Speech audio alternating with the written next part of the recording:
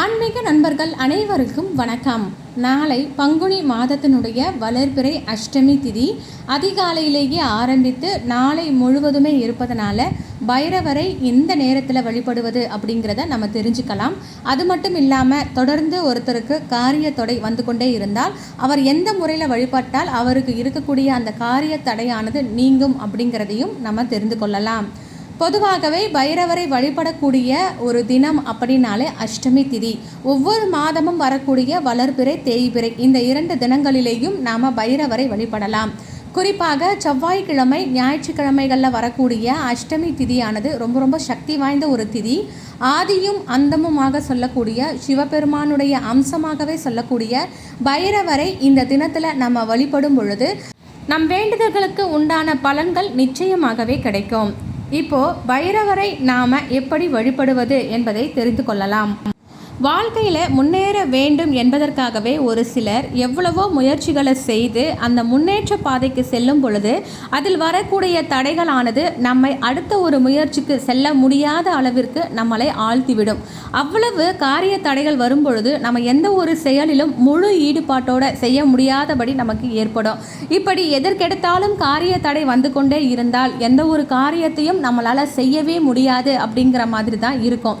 அப்படிப்பட்ட காரிய தடை விலகணும் அப்படின்னா கண்டிப்பாக நம்ம முழுமுதற் கடவுளான விநாயகரை எப்பொழுதுமே நாம் வழிபடணும்.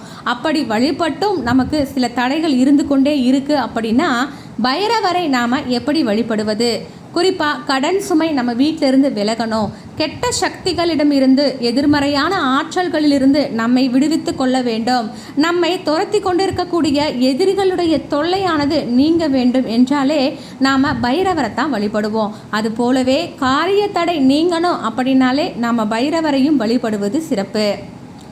தடையாகவே இருக்கிறது என்னும் பட்சத்தில் பைரவரை நாம் வழிபடும் பொழுது அந்த காரிய தடையானது உடனடியாகவே விலகும் அப்படின்னே சொல்லலாம். பைரவர் என்றாலே ஞாயிற்றுக்கிழமையில தான் அவரை நாம் வழிபடணும். குறிப்பாக ராகு கால நேரத்தில் வழிபடுவது அரிய பல பலன்களை நமக்கு கொடுக்கும். எப்பொழுதுமே ராகு காலமானது ஞாயிற்றுக்கிழமை அன்று 4:30 மணியிலிருந்து 6 மணி இந்த நேரத்தில் நாம் இந்த முறையில் வழிபட்டோம் அப்படின்னா பைரவர் நமக்கு எல்லா விதமான நன்மைகளையும் கொடுப்பார். உங்களால் அந்த ராகு கால நேரத்தில் வழிபட முடியாட்டியும் ஞாயிற்றுக்கிழமை தோறும் பைரவரை வழிபடுங்க. அதற்குண்டான பலன்கள் உங்களுக்கு நிச்சயமாகவே கிடைக்கும். இப்போது நாளை வரக்கூடிய வளர்பிறை அஷ்டமி திதி ஞாயிற்றுக்கிழமை அன்று நாம் ராகு கால நேரத்தில் பைரவருடைய சன்னிதானத்திற்கே சென்று நாம் வணங்க வேண்டிய முறையானதுன்னு பார்த்தீங்கன்னா வீட்டிலிருந்து செல்லும் பொழுது 9 மண் அகல் விளக்கு புதியதாக வாங்கி வச்சுக்கோங்க. இந்த வழிபாடை செய்ய போகிறீங்க அப்படின்னா நிறைய விளக்கு வாங்கி வச்சுக்கோங்க. ஒவ்வொரு வாரமும் இது செய்து பாருங்கள். 9 அகல் விளக்கு, இலுப்பை எண்ணெய், பஞ்சுத்திரி இந்த 3 பொருளும் நமக்கு முக்கியமாக தேவைப்படும். உக்கிரமான தெய்வங்களுக்கு இலுப்பை எண்ணெய் கொண்டு தீபம் ஏற்றும் பொழுது நமக்கு அரிய பலன் கிடைக்கும். அதே போல் பஞ்சுத்திரி இது எல்லாத்தையுமே எடுத்துகிட்டு போய் 9 அகல் விளக்கும் கிழக்கு நோக்கியபடி இருக்கணும். இலுப்பை எண்ணெய் ஊற்றி அதில் பஞ்சுத்திரை போட்டு தீபம் ஏற்றி பைரவாய நமக என்ற மந்திரத்தை உச்சரித்தபடி உங்கள் பிரார்த்தனைகளை வச்சுக்கோங்க. அதற்கு பிறகு வீட்டில் இருந்தபடியே நீங்கள் கொண்டு செல்லக்கூடியது ஏலக்காய் மாலை. ஏலக்காய் மாலை அப்படிங்கிறது சாதாரணமாக நாம் சமையலில் வாசனைக்காக பயன்படுத்தக்கூடிய ஏலக்காய் கிடையாது. இது கருப்பு ஏலக்காய். இந்த கருப்பு ஏலக்காய் எங்கு கிடைக்கும் அப்படின்னா நாட்டு மருந்து கடைகளில் கிடைக்கும்.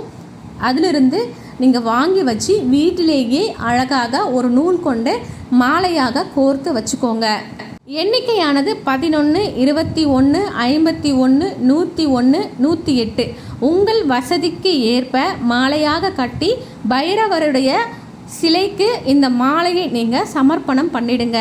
இந்த மாலை அவருடைய சன்னதிக்கு கொண்டு செல்லும் பொழுது உங்களுக்கு தடையாக இருக்கக்கூடிய பிரச்சனைகளை மனதார வேண்டி தொடர்ந்து எனக்கு வரக்கூடிய பிரச்சனைகள் காரிய தடை இது எல்லாமே வந்த இடம் தடம் தெரியாமல் போகணும்னு அவர்கிட்ட மனசார வேண்டிக்கோங்க. எனக்கு எந்த காரியம் முடியாமல் இருக்கோ அந்த காரியத்தை சீக்கிரமாக நடத்தி கொடுக்க வேண்டும் பைரவா என்று கொஞ்ச நேரம் அப்படியே அமர்ந்து உங்கள் பிரார்த்தனையை வச்சுக்கோங்க. அதுக்கப்புறம் ஒரு 10 நிமிஷம் அப்படியே தியான நிலையிலேயே அமர்ந்து அவரை நீங்கள் மனதார வேண்டிக்கோங்க.